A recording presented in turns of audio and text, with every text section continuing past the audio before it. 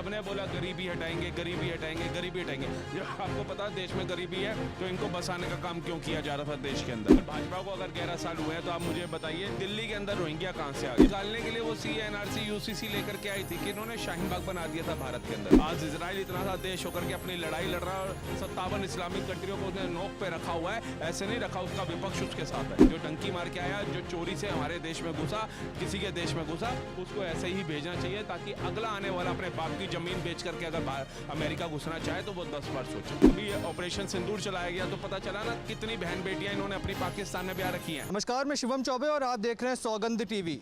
बिहार चुनावों के पहले जिस तरीके से इलेक्शन कमिश्नर पर सवाल उठ रहे हैं और लगातार इसको लेकर चर्चाएं हो रही हैं, एक तरफ तो सुप्रीम कोर्ट तक बात चली गई और दूसरी तरफ ये कहा जा रहा है इलेक्शन कमीशन द्वारा कि 85% काम हो चुका है, लगभग 15 से 20% का काम बाकी है, जिसको लेकर के अब इलेक्शन कमिश्नर अपना वादे पेश कर रहा है। और किस तरीके की बातें चल रही सर, किस तरीके से देख रहे हैं जो ये वोटर लिस्ट की मुद्दा चल रहा है बिहार के अंदर, अब बात चल रही है पूरे देश में इसको लागू करना चाहिए।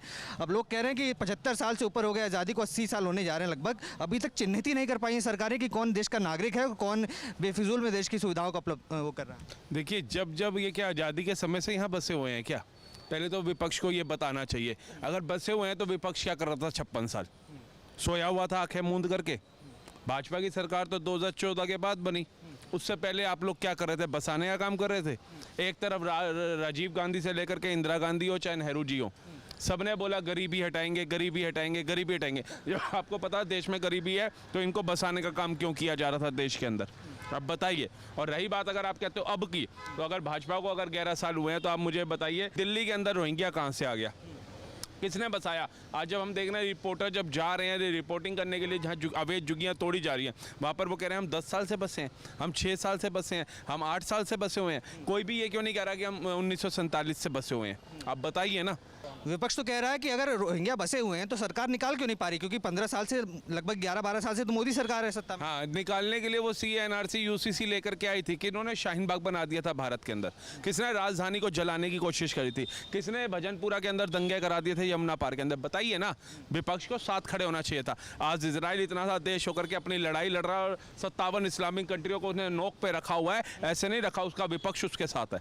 अमेरिका से 102 भारतीयों को हथकड़ी लगा करके भेजा गया। कोई 28 लाख भारतीय वहाँ रहते हैं, उन्होंने बिरयानी पार्टियां नहीं चलाई वहाँ पे, उन्होंने वहाँ पे अराजकता नहीं फैलाई। उन्होंने बोला हाँ, जो डंकी मार के आया, जो चोरी से हमारे देश में घुसा, किसी के देश में घुसा, उसको ऐसे ही भेजना चाहिए ताकि अगला आने वाला अपने बाप की जमीन बेच करके अगर अमेरिका घुसना चाहे तो वो 10 बार सोचे। नहीं, पर लोग कह रहे हैं कि ये अघोषित NRC है, क्योंकि NRC तो सरकार नहीं करवा पाई, खाली असम में NRC हुई। अभी विश्व पूरे देश भर में बात चल रही है। अभी विपक्ष तो कह रहा है अघोषित NRC, और जिस तरीके के दस्तावेज मांगे गए हैं 11-12 डॉक्यूमेंट्स की सूची जो पेश की गई है, कह रहे हैं किसी के पास नहीं होंगे बाप दादा के कागज, तो क्या करेंगे? बाप दादा के कागज इनको योजनाएं लेने के लिए मिल जाते हैं क्या? अभी आवास योजना मोदी जी लागू करें, देखिए बहन परदादे के भी ये लेटर निकाल करके ले आएंगे कौन सी छोड़ गया था।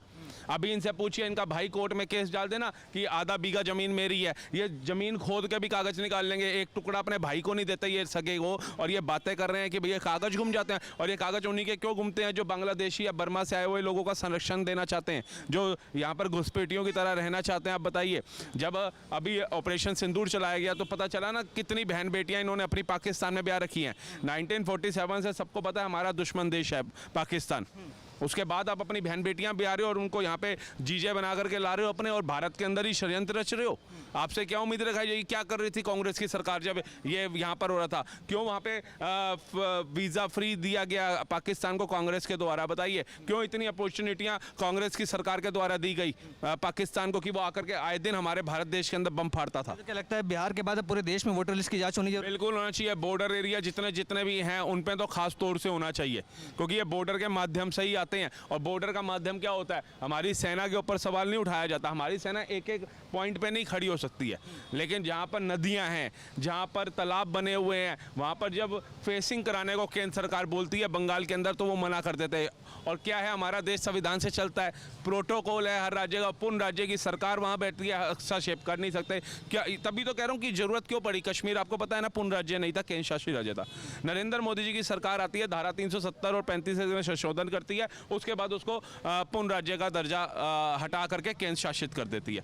क्योंकि जब कश्मीरी पंडितों को भगाया गया तब वो पूर्ण राज्य था, वहाँ पर केंद्र सरकार एकदम हस्तक्षेप नहीं कर सकती थी। आज केंद्र शासित राज्य उसको बना दिया गया ताकि कोई भी चीज़ वहाँ पर होती है तो वो केंद्र सरकार की निगरानी में हो, तो सरकार काम करने वाली हो और सरकार नकारा हो, वो दिख गया। आज सेना पत्थर नहीं खा रही। आज अगर बांग्लादेशियों को बिहार से भगाने की बात हो रही है, बर्मा नेपालियों को हो रही है, तो चिंता राहुल गांधी को क्यों हो रही है? जबकि बिहार में तो अभी सीटें लेकर के आई लोकसभा के अंदर, नीतीश के साथ सरकार बनाई विधानसभा के अंदर पहले। अगर वो अपने वोटर लिस्ट से नाम कटवा रही है तो वो तो उनके वोट का खामियाजा हो रहा है। जब भाजपा की सरकार ये नहीं सोच रही कि लोकसभा में तो लालू को सीटें नहीं मिली किसको, एनडीए को मिली, तो उसके बाद भी अगर वो वोट कटवा रही है, इसका मतलब वो देश को प्रथम रख रही है, वो राष्ट्र को प्रथम रख रही है। वो कह रही है मुझे ना मिले दोबारा इतने वोट, मुझे परवाह नहीं है, लेकिन मेरे देश के एक राज्य बिहार के अंदर ये घुसपैठिए नहीं रहने चाहिए। बिहार के लोगों को जो सुविधा मिलनी चाहिए वो हक इनको नहीं मिलना चाहिए।